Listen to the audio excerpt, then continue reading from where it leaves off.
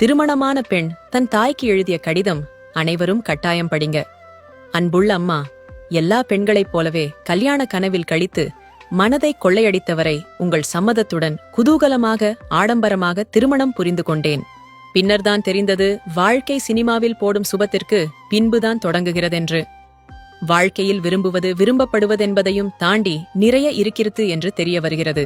எத்தனை பொறுப்புகள், எத்தனை சுமைகள், எத்தனை எதிர்பார்ப்புகள், எத்தனை தியாகங்கள், எத்தனை ஏமாற்றங்கள். நினைத்த நேரத்தில் நிம்மதியாக முழு தூக்கம் கலைந்த நேரத்தில் எழுந்திருக்க முடியவில்லை. குடும்பத்தில் மற்றவர் விழிக்கும் முன் நான் விழித்து என் வேலைகளை ஆரம்பிக்க வேண்டியிருக்கு. உன்னோடு இருந்த நாட்களில் எனக்கென்ற விருப்பமான உடைகளில் சிட்டாக பறந்து கொண்டிருந்தேன். இங்கே அவர்கள் விரும்பிய உடையில் வலம் வருவதையே விரும்புகின்றனர்.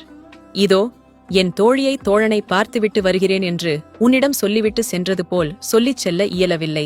என் தேவைகளை விட அடுத்தவர் தேவைகளை முன்வைத்தே நான் நடந்து கொள்ள வேண்டியிருக்கு. நினைத்த நேரத்தில் தூங்கக்கூட முடிவதில்லை. எனக்கு விருப்பமான டிவி நிகழ்ச்சியை கூட பார்க்க முடிவதில்லை. சில நேரங்களில் எதற்கு இந்த திருமணம் என்று அலுப்பாக இருக்கிறது.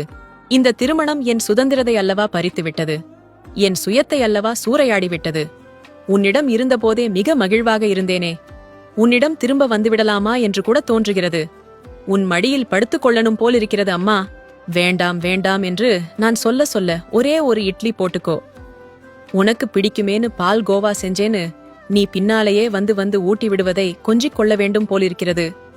எந்த கவலையும் இல்லாமல் உன் அரவணைப்பில், உன் கொஞ்சலில், உன் பாதுகாப்பிலேயே இருந்திருக்க கூடாதா என்று தோன்றுகிறது.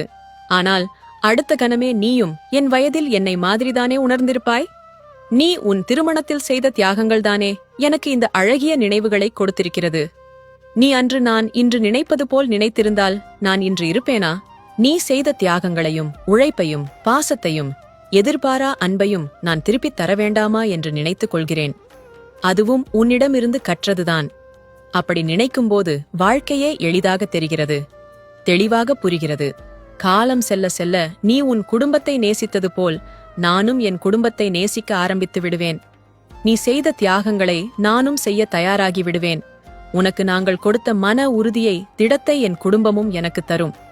ஆமா அம்மா, நீ எனக்கு கொடுத்ததை நானும் என் குடும்பத்திற்கு கொடுக்க தயாராகிவிட்டேன். நன்றிமா. பெண் அன்பில் ஒரு தாய், பெண் அழகில் ஒரு தேவதை, பெண் அறிவில் ஒரு மந்திரி, பெண் வெறுப்பில் ஒரு நெருப்பு, பெண் வெற்றிக்கு ஒரு மாலை, பெண் நட்பில் ஒரு நேர்மை, பெண் கண்டிப்பில் ஒரு ஆசிரியர். மொத்தத்தில் பெண் தியாகத்தின் மறு உருவம். அனைவருக்கும் பகிருங்கள். நன்றி.